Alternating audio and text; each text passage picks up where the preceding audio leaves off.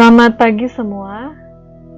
Sebelum kita memulaikan pelajaran kita atau kegiatan sepanjang hari ini, tentu kita akan memulaikan dengan devosi, tapi sebelumnya mari kita berdoa dulu.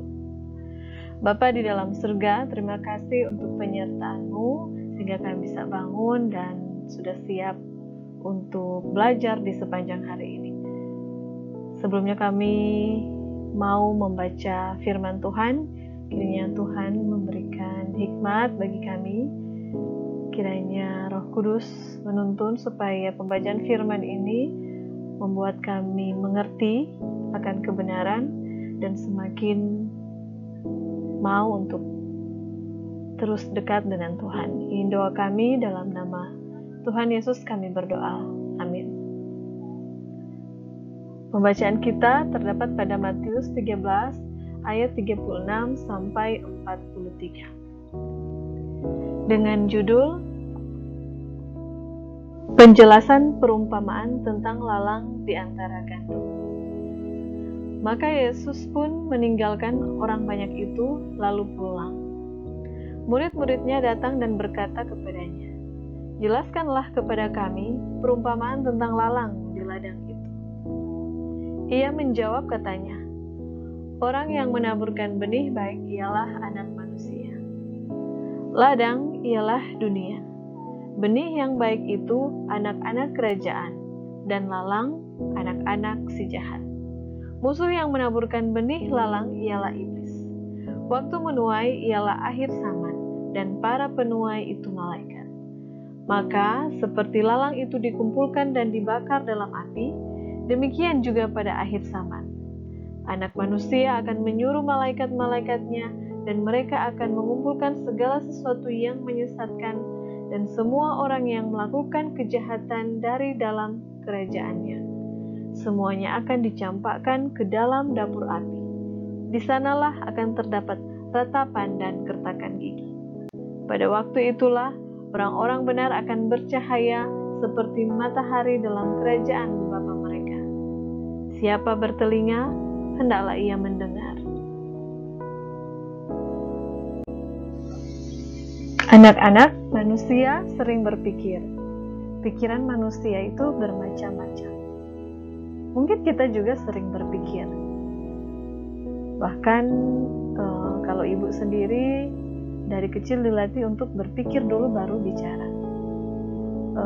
Kadang-kadang kita terlihat diam saja padahal sedang memikirkan sesuatu. Kalau kita lihat gambar ini, kita bisa lihat bagaimana ada seorang pria yang berada di atas bukit. Tentu saat orang melihat ini, ada beberapa perspektif yang dinilai oleh setiap orang. Kalau dari ibu melihat pendapat ibu Isaura, mungkin saja dia sedang menikmati pemandangan, menikmati keindahan alam ciptaan Tuhan. Tetapi perspektif dari orang lain mungkin saja mereka berpikir atau curiga, kenapa dia berada di bukit yang sangat tinggi ini dan sendirian? Bisa saja mereka curiga. Maka kita perlu banyak belajar dan perlu banyak mencerna pemikiran kita. Tentu kembali lagi, apakah pemikiran kita sudah sesuai dengan kehendak Tuhan, atau kita terus memikirkan banyak hal, termasuk dosa-dosa di dalam pikiran kita. Lalang di antara gandum. Kalau kita membayangkan atau mendeskripsikan gambar lalang di antara gandum tersebut, kita bisa melihat betapa sulitnya menjadi gandum. Betapa tertekannya berada di tengah-tengah di antara banyaknya lalang-lalang atau gulma di sekitar gandum tersebut. Dan ini menunjukkan kehidupan orang Kristen. Bagaimana orang Kristen sebenarnya harus terus berjuang di tengah-tengah himpitan, tekanan, bahkan kepahitan yang dialami ketika dia berada di tengah-tengah lalang. Lalu kita pun berpikir, sementara kita ini berada di posisi mana? Apakah sebenarnya selama ini kita berada di posisi gandum atau malahan berada di posisi lalang? Maka saat ini Ibu ingin kalian mengingat kembali dan melihat bahwa dosa telah membuat kadang-kadang orang pintar menghina Alkitab, atau ada orang pintar menghina Alkitab. Dan dosa telah membuat orang-orang bodoh tidak peduli dengan Alkitab, masa bodoh dengan Alkitab tersebut. Kembali lagi kepada pemikiran kita. Dan pemikiran kita ini berasal dari hati kita. Seperti apakah hati kita? Murid-murid Tuhan Yesus meminta penjelasan kepada Tuhan Yesus tentang perumpamaan yang disampaikan oleh Tuhan Yesus. Dan kita melihat betapa baiknya sang guru itu. Dia mengajarkan dan menjelaskan perumpamaan tersebut supaya murid-muridnya betul-betul mengerti apa yang disampaikan oleh Tuhan. Apa isi dari perumpamaan tersebut? Maka Tuhan Yesus menjelaskan satu persatu dari semua yang ada dalam perumpamaan itu. Sehingga tidak mungkin para murid salah mengerti. Dan inilah cara Tuhan memberikan pengertian yang sejati kepada siapa yang diberinya anugerah. Kita perlu percaya bahwa orang-orang pintar akan dimampukannya untuk melihat kelimpahan firman yang melampaui segala pemikiran dunia. Juga orang-orang bodoh akan dituntunnya untuk mengerti kebenaran firman dengan pengertian yang jelas. Ibu tidak sedang bilang si ini bodoh, si ini pintar. Tetapi kita kembali lagi melihat bagaimana penyertaan Tuhan dalam kehidupan setiap manusia, supaya semua manusia semakin mengenal Tuhan melalui tuntunan belas kasihan Tuhan.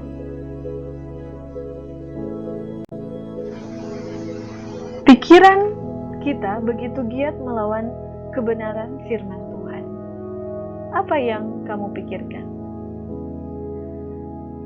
Mungkin ketika kita berada di dalam mobil atau di dalam perjalanan, banyak sekali yang kita pikirkan. Sekalipun kita duduk diam atau berada di dalam kendaraan. Nah, begitu juga ketika berada di dalam rumah. Kita memang duduk tinggal di dalam rumah saja.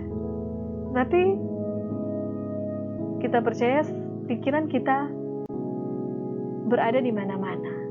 Ya, tidak ada satu orang pun yang bisa menghalangi dan memahami pikiran orang lain. Manusia tidak dapat menelusuri pikiran manusia. Tetapi Tuhan melihat pikiran kita dan itu semua bersumber dari dalam hati. Maka bagaimanakah hati kita ini? Nah, Tuhan tidak pernah memberikan anugerah kepada umatnya tanpa memerintah mereka berjuang. Maka kita harus terus berjuang melawan semua pemikiran kita. Pemikiran yang negatif, pemikiran yang buruk, pemikiran yang tidak benar. Ya. Kita harus menjadi gandum, bukan menjadi lalang. Ya. Di dunia ini kita harus jadi berkat, bukan malahan yang mempengaruhi orang atau menjadi seorang yang berdosa. Tuhan tidak menginginkan hal tersebut. Maka dalam pergumulan ini kita terus saja berjuang menjalani kehidupan yang sesuai dan benar, sesuai dengan yang Tuhan ajarkan. Kita perlu belajar, berjuang, dan berperang. Kita belajar firman Tuhan, tentu kita menggunakan pemikiran kita.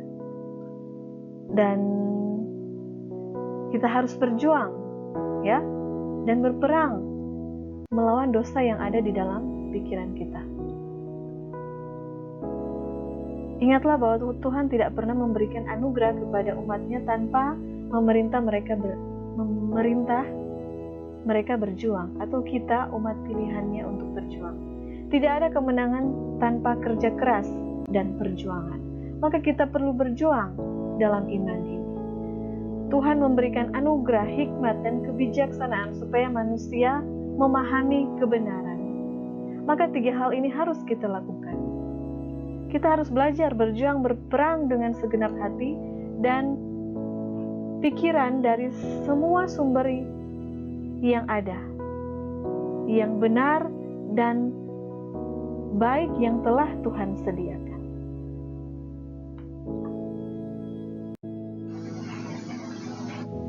Anugerah Tuhan akan memampukan pikiran yang pintar maupun yang bodoh untuk menggali kekayaan kebenaran Alkitab.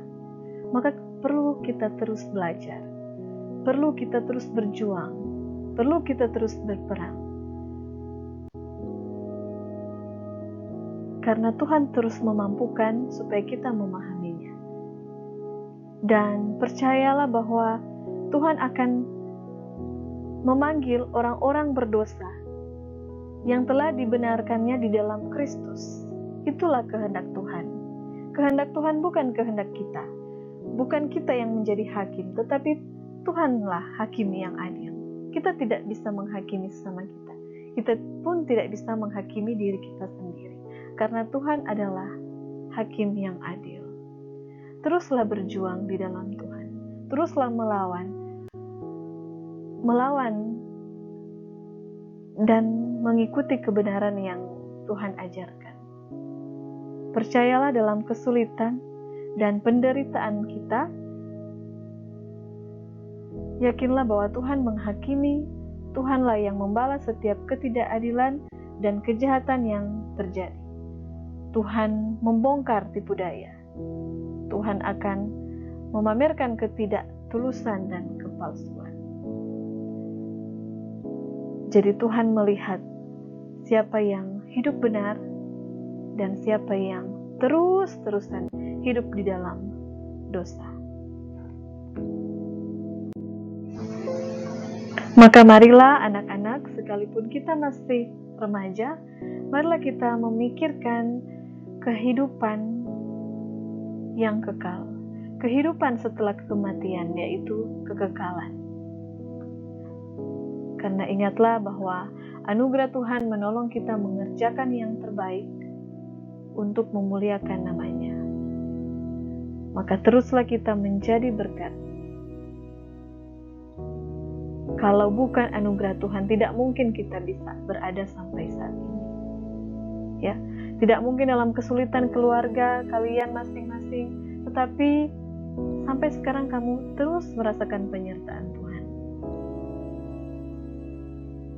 Maka teruslah kita melakukan yang terbaik, mengerjakan yang terbaik untuk memuliakan namanya. Anugerah Tuhan terus menolong kita. Kiranya kita terus merindukan Tuhan dalam kehidupan kita dan mau untuk melakukan apa yang Tuhan kehendaki. Amin. Mari kita berdoa. Bapa di surga, terima kasih untuk penyertaan-Mu. Kami telah merenungkan firman Tuhan. Kiranya firman yang kami dengarkan terus menggerakkan hati kami untuk terus bersemangat dan berusaha untuk hidup sesuai dengan kehendak. Kiranya kami jadi remaja-remaja yang mau untuk melakukan apa yang Tuhan kehendaki, supaya apa yang kami kerjakan betul-betul mempermuliakan nama Tuhan. Ini doa kami, di dalam nama Tuhan Yesus kami berdoa. Amin.